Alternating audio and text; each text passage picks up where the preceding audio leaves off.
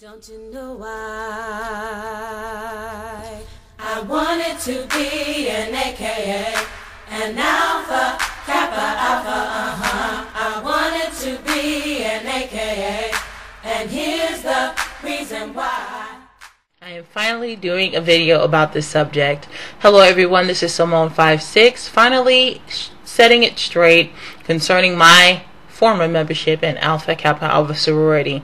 Let me just state this as a disclaimer very quickly. These videos and the videos to come are not videos to expose all the secrets of Alpha Kappa Alpha. I don't feel that is necessary. However, I will be speaking on certain aspects of those things because of the fact that there are many people who consider themselves Christians that are members of Alpha Kappa Alpha, and I was one, and I believe truly that I was born again as a member of Alpha Kappa Alpha. However, God started to convict me on many things, on many rituals, on many things I was condoning and doing as a member of the sorority, and I had to back away. And once God knew that I was willing to just give up this idol, that I was willing to give up Alpha Kappa Alpha, that he set things into effect that made that happen. And I'm very grateful for that. Now, I'll tell you very honestly, it's not very easy to break the chains of a sorority or a fraternity. I know you guys are like, what in the world is Simone56 talking about? What is Alpha Kappa Alpha? What is this? And what does this have to do with the channel? Now, Alpha Kappa Alpha is a sorority that I joined back in 2002. The sorority has deep roots. It's over 100 years old. It was founded in 1908 in the campus of Howard University. It is considered one of 9 historically black Greek-lettered organizations. Alpha Kappa Alpha is part of that National Pan-Hellenic Council, which comprises of all of them. I believe Phi Alpha was founded in 1906. Then you have my sorority, founded in 1908. You have Delta Sigma Theta sorority, founded in 1913. You have Omega Psi Phi and Kappa Alpha Psi fraternities, both founded in 1911.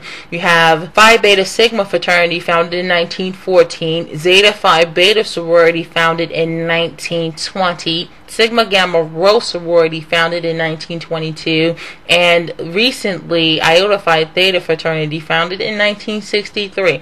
All of these organizations comprise the National Pan-Hellenic Council, and all of these organizations have historically black roots, so this is why we call them historically black Greek-lettered organizations.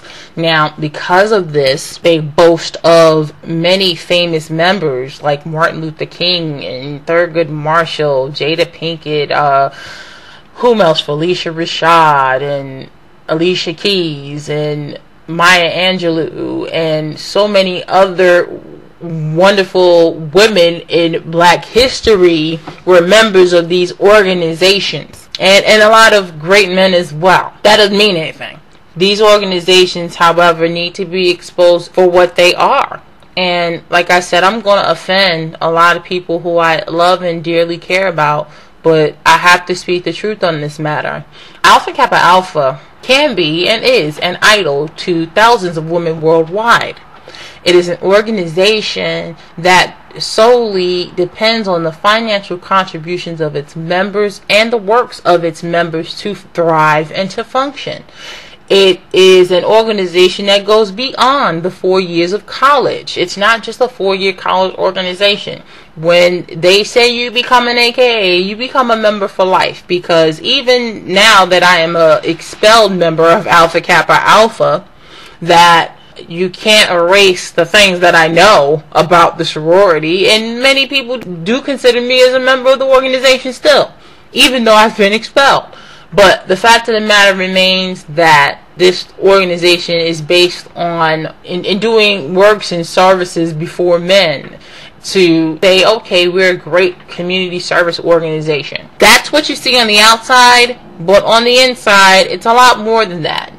And I just want people to know what's going on before you look at the outward shell of the step show. I'm going to see the step show and see the soror strolling and stepping and doing all of these things, and you think that's great on the outside, and I want to be a part of this rich history of culture and this, that, and the third.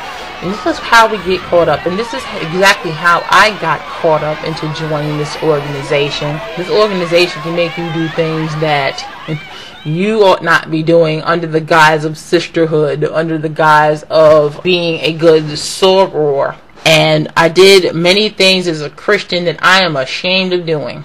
Being pressured to have done these things as a member is not only disconcerting to me, but I'm sure to many that will hear. And I do bear responsibility for all of my actions. I was certainly grown when I joined Alpha Kappa Alpha, yet I was young. Many of the things I did in the name of sisterhood, God forgive me, and I was born again. I could feel the conviction later on in the years. I said, hold up, this is not even necessary. Now, just to make it clear, I have participated in acts that are considered hazing by the sorority, and I certainly am not innocent. Absolutely not. Because of the simple fact that this is the culture that this sorority breeds. It is a hypocritical culture that on one hand will promote non-hazing, and it on the outset looks like it's really, really tough on hazing, but on the underground, on the inside, dare I say that many people would actually know what's going on with their particular chapter or their particular campus. They would know that their undergrads are hazing each other, or grads are coming back to haze undergrads because they were members of that undergraduate chapter. Let's just keep this real, okay? And I have seen that. I've seen people who will outwardly, with a straight, pretty face smile and say, oh, you know, we don't haze and we don't do this and we don't do that, but at night are as evil as they come and will lie about it. And I couldn't be that person. I just could not be that person. And the more and more that I just told the truth about the culture that I was a part of, the more and more I knew that I was going to get in trouble with this organization. And that's what happened. Because I cannot live a double life. I cannot live one way and then do another. And for many years I was. Because I would live this one part where I was doing this. And then one part where I was doing that. I said, you know what, I'm not being honest with myself or with anyone. So, but when anyone asks me, when interested members of the organization would ask me, I would certainly tell them the truth. I'm like, look, there is a culture of hazing that you need to know about. There are things that you need to know about. So this is just an intro, guys, but I am going to be going into, you know, things part by part, bit by bit, because I think that needs to be talked about.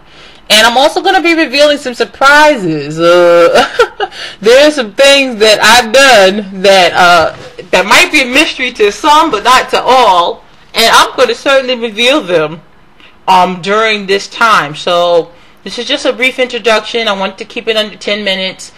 I'm going to be talking about this, and if the videos become numerous enough, I might even create my own channel.